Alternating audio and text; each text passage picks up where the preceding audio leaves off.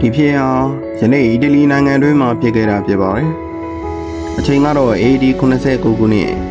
နေရာကတော့နေပင်လယ်အော်နီးရှိကမ်ပီနီးယားဒေသမှာရှိတဲ့မြို့တစ်မြို့ပဲဖြစ်ပါတယ်အဲ့ဒီမြို့ကတော့ဘုံဘေလီမြို့ပဲဖြစ်ပါတယ်ဘုံဘေလီမြို့ဟာရောမအင်ပါယာခေတ်ကစီကားတဲ့ဂုံတွေရေးမြို့တစ်မြို့ဖြစ်ပြီးလူဦးရေအပြင်1000မှ2000အတွင်းရှိနိုင်တယ်လို့သိပ္ပံပညာရှင်များကယူဆကြပါတယ်မြို့ရဲ့နောက်ဘက်မှာတည်ရှိနေတာကတော့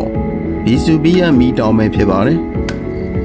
ယနေ့ခေတ်မှာဘီဆူဘီယက်ကိုအန်ရယ်ရှိတဲ့မီတောင်ဖြစ်တည်ထားကြတော့လဲ AD 89ခုနှစ်မတိုင်မီကဒေသခံတွေကဒီမီတောင်ကြီးကိုအန်ရယ်ရှိတယ်လို့မထင်ခဲ့ကြပါဘူးAD 62ခုနှစ်မှာမြေငလျင်ကြီးတစ်ကြိမ်ဖြစ်ပွားခဲ့တော့လဲအဲ့ဒီဖြစ်ရဲ့နောက်ပိုင်းမှာမြို့ကိုပြန်လည်တည်ဆောက်ခဲ့ကြတာပါအဲ့ဒီနောက်18နှစ်ကြာမှာတော့ AD 89ခုနှစ်မှာအကြီးဆုံးမီးတောင်ပေါက်ကွဲမှုဖြစ်ပွားခဲ့ပါတယ်။တမိုင်းမှတ်တမ်းအများစုအရပေါက်ကွဲမှုစတင်တဲ့နေ့မှာဩဂုတ်လ24ရက်နေ့ဖြစ်တယ်လို့ယူဆကြပါတယ်။ဒါပေမဲ့ယနေ့ခေတ်သူတေသနာအချို့ရဲ့စစ်ဆေးမှုအရအော်တိုဘာလဖြစ်နိုင်ကြောင်းလည်းဆွေးနွေးနေသေးပဲဖြစ်ပါသေးတယ်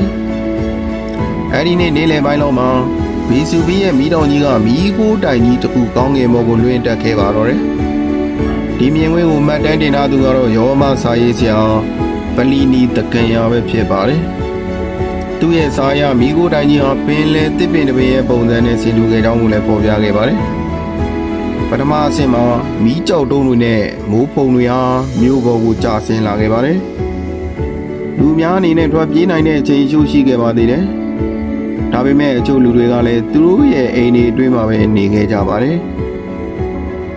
နိုင်နေငယ်အတွင်းမှာပဲမိုးပုံထုကမီတာများစွာတက်လာခဲ့ပါတယ်။အိမ်ခေါမိုးတွေကလည်းလေးချိန်ကိုမခံနိုင်တော့ပဲပြိုကျသွားခဲ့ပါတယ်။ဒါပေမဲ့အန်ဒီရဲ့အကြီးဆုံးကတော့ Pyroclastic Charge လို့ခေါ်တဲ့ပူပြင်းတဲ့ဓာတ်ငွေလိုင်းကြီးပဲဖြစ်ပါတယ်။ဒီလိုင်းတွေဟာအပူချိန်ရာပေါင်းများစွာဒီဂရီထိရှိနိုင်ပြီးညံနှုံးကလည်းလွန်မြင့်ပါတယ်။အဲ့ဒီပူလိုင်းကြီးဟာဘုံမေလီမြို့ကိုမိနစ်နဲ့ငယ်တွင်မှဖုံးလွှမ်းသွားခဲ့ပြီးလူအများစုကလည်းအသက်ရှူမရခြင်းနဲ့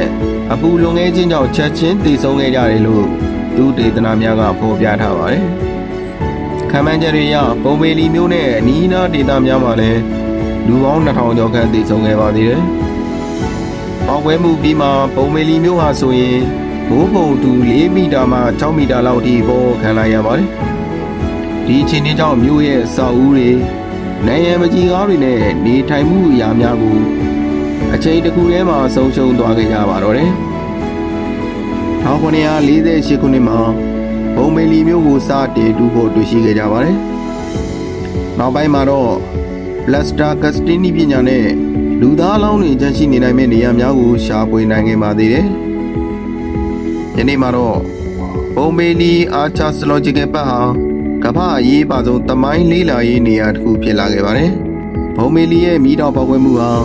တဘာဝဘေးအန္တရာယ်ရဲ့အင်အားကြီးမှုကိုပြသတဲ့အရေးကြီးသမိုင်းဖြစ်ရတစ်ခုဖြစ်သလိုရောမခေတ်လူနေမှုဘဝကိုအပြည့်အစုံသိရှိနိုင်နေတဲ့သက်သေမျိုးတစ်မျိုးလည်းဖြစ်ပါတယ်။ဒါစိတ်ကူးရင်မဟုတ်ပါဘူး။တကယ်ဖြစ်ရမှန်သမိုင်းပဲဖြစ်ပါတယ်